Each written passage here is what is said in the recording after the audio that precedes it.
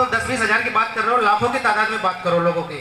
और गाड़ियों का झमेला भी इतना बड़ा होना चाहिए कि साहब मैं तो ये कहूँगा, या तो आप रूल सलारपुर से स्टार्ट करो और गंगा जी कोटी तक ले जाओ, या फिर जलोकरा से स्टार्ट करो और उधर की पार ले जाओ। तो इतना ऐतिहासिक प्रोग्राम इतनी बड़ी रैली के साथ में हो कि पूरे राजस्थान में ये मैसेज जाना चाहिए कि मैं तो ये बोल रहा हूँ कि सरकार को हो सकता है कि 11 अप्रैल को सार्वजनिक अवकाश घोषित करना पड़े। ये किया है सरकार ने। मैं बैठा था सोच रहा था, क्योंकि मैं किसी को पर्टिकुलर नाम लेकर नहीं बोलूंगा किसी इंडिविजुअल कास्ट को, लेकिन अभी एक बहुत बड़ा प्रोग्राम हो रहा था राजस्थान में देवधाम में, उसका वापस शिक्षा के क्षेत्र में जोड़ा, उनको बुक्स, बैग, यूनिफॉर्म सारी चीजें उनको उपलब्ध कराई। इसलिए 1.5 महीने में, जुलाई माह में 1.5 महीना हमारी 2 वैन जो है वो पूरी सवाई माधोपुर जिले में गई है, गांव-गांव जाके शिक्षा की अलग जगाई है। हमारे जिलाधीश महोदय ने भी हमारी उस वैन को हरी झंडी दिखाई थी। हमारी बेटियों को उन्होंने इंटरव्यू लिया, बेटियों ने इतनी सक्षम हो गई कि बेटियों ने कलेक्टर साहब को जो पूछा उसका जवाब दिया। ये वो बेटियां हैं जो घर से बाहर नहीं निकलती थी, या अगर क्लास में जाती थी तो क्लास में सबसे पीछे बैठती थी।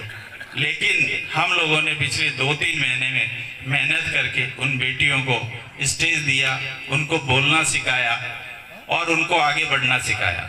तो मेरा सभी समाज बंधुओं से निवेदन है कि अपनी बेटियों को आगे लाओ, आगे बढ़ाओ और उनको पढ़ाओ।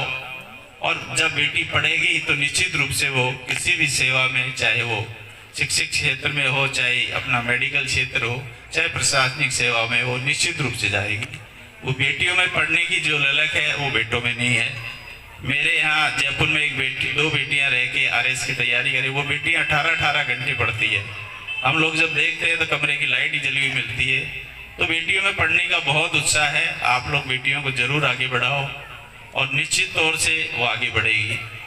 अभी हमने हमारे उन्नति ग्रुप में और 80 लड़कियां और जोड़ी है, तो टोटल मिला के करीब 110 या 15 बेटियां हो जाएगी। वो सभी सामाजिक सरोकार के साथ साथ अपनी शिक्षा के क्षेत्र में आगे बढ़ रही है। 17 लड़कियों को अभी हमने B.Ed में एडमिशन दिलाया है, उनकी फीस, बुक्स वगैरह का सारा खर्चा हमने उसका उठाया है। और आने वाले साल में अप्रैल माह में हम लोग और सर्व समाज की 100 बेटियां गोद ले रहे हैं।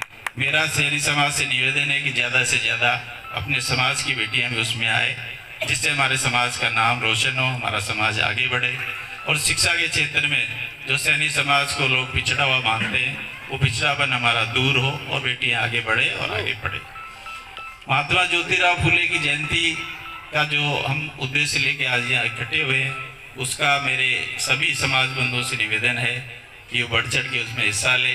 सब अपने गांव से ज़्यादा लोगों को लेके आए। हमारा जो उस दिन का जो प्लान रहेगा, हम लोग निश्चित तौर पे यहीं से शुरू करेंगे। बाकी तो सारा समाज के लोग यहाँ बैठे हैं। बिना समाज की परमिशन के तो मैं कुछ भी काम नहीं करता हूँ। मैं जो भी काम करता हूँ पूरा समाज के लोगों से पहले बातचीत करके उसके बाद ही हम लोग कदम उठाते हैं। इस बारे में भी हमने कुछ लोगों ने बैठ के बात की थी कि भाई हम लोग 9 तारीख को छुट्टी है, हम लोग अगर छुट्टी के दिन मनाएं तो ज़्यादा अच्छा रहेगा। हमारे भाई जो सरकारी सेवा में वो भी आ पाएंगे और हमारे जो स्कूल के बच्चे बेटे जो पढ़ते हैं स्कूल में वो लोग भी आ जाएंगे।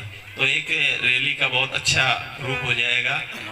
तो आप लोग इजाज़त देंगे तो यहाँ से हम लोग शुरू करेंगे। यहाँ से ट्रक यूनियन, बालाजी चौक, मार्केट में होते हुए SDM कोर्ट, फंवारा चौक, येलो ट्रैक्टर, फिर फल सब्जी मंडी में जाके एक बड़ी सभा हम लोग वहाँ करना चाहते हैं, जिसमें जयपुर से हम लोग सबको बुलाएंगे।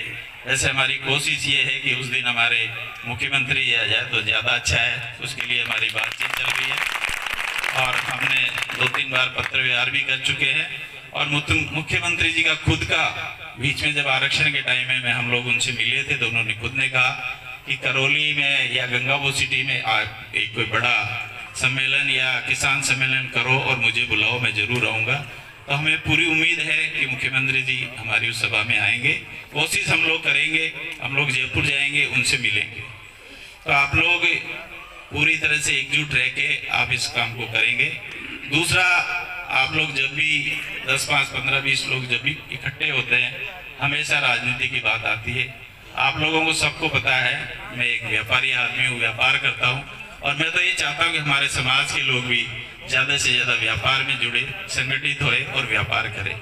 और मैं ऐसे सामाजिक जीवन के जो भी कुछ फैसले होते हैं बिना समाज की इजाज़त के मैं कुछ भी नहीं करता। मेरा जो फैसला है मैं पूरे सैनी समाज के ऊपर छोड़ता हूँ। मेरा समाज जो कहेगा मैं उसके लिए हमेशा तैयार हूँ। लेकिन मेरी पहले भी जब आप लोगों ने मुझे अध्यक्ष बनाया तभी मेरी यही शर्त थी, पूरा समाज एकजुट हो, संगठित हो तो ही मेरे को आगे लाना। अगर हमारा समाज संगठित नहीं और एकजुट नहीं हो तो मुझे इस पचड़े में मत डालना। मैं जहाँ पे हूँ वही सुरक्षित हूँ, अच्छी तरह हूँ, और बिना उसके भी मैं मेरे समाज की ज़्यादा से ज़्यादा अच्छे तरीके से सेवा करूँगा। मेरा बस आप लोगों से ये निवेदन है, आप जो डिसीजन करें सामूहिक रूप से करें और मेरे को आप बता दें अपना डिसीजन। जब जैसा भी होगा मेरा आपका मान्य है। और मैं अपने समाज को, मेरा जब से मैं अध्यक्ष बना हूँ उससे पहले भी मेरा सिर्फ एक ही उद्देश्य है कि सवाई माधोपुर जिले का सैनी समाज अग्रिम पंक्ति में खड़ा हो। आज जो पीछे की पंक्ति में है वो समाज आगे की पंक्ति में आए। दूसरे समाज के लोग इस दृष्टि से देखें कि ये सैनी समाज के लोग हैं, ये मेहनती लोग हैं और ये ईमानदार लोग हैं। आपको मैं गंगापुर सिटी के व्यापारियों का किस्सा सुनाता हूँ। मैं इतने व्यापारी मेरे साथ सुबह मॉर्निंग वॉक में जाते हैं। हमारे समाज के इतने लोग, इतने बच्चे इन व्यापारियों के यहाँ काम करते हैं और व्यापारी ऐसे हैं उन्होंने अपने घर की पूरी चाबी सैनी समाज के लोगों को दे रखी है।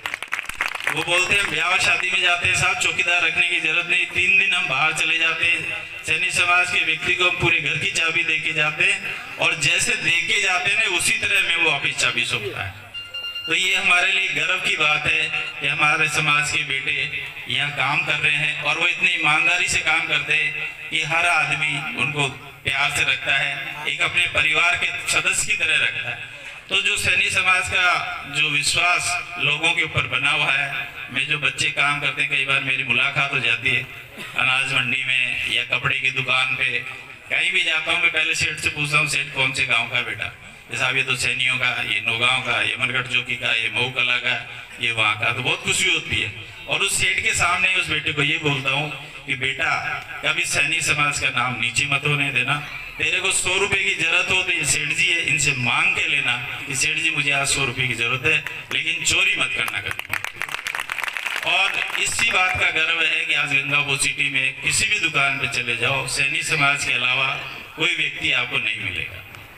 ये हमारे समाज का विश्वास है कि लोगों ने हमारे समाज पे विश्वास कर रखा है, अपने पूरे घर की चाबी उनको सोच रखी है।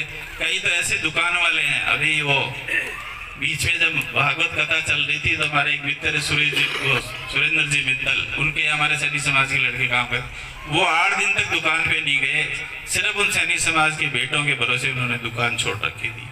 और उन्होंने, मैंने पूछा यार दुकान के, बोले दुकान हमने सैनी समाज को समर्पित कर रखी है, वही देख रहे हैं, वही बेच रहे हैं, हम शाम को जाएंगे तो हिसाब दे देंगे, हिसाब आज ये बिक्री हुई और आज ये पैसा आपसे मांगो। तो ये विश्वास जो बना हुआ है इसको हमें आगे बढ़ाना है। सैनी समाज आगे बढ़ेगा तो मेरे को बहुत खुशी होती है।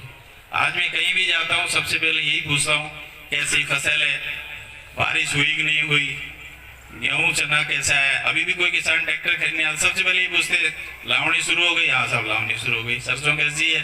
पाला तो नहीं पड़ा, पाले का असर तो नहीं है?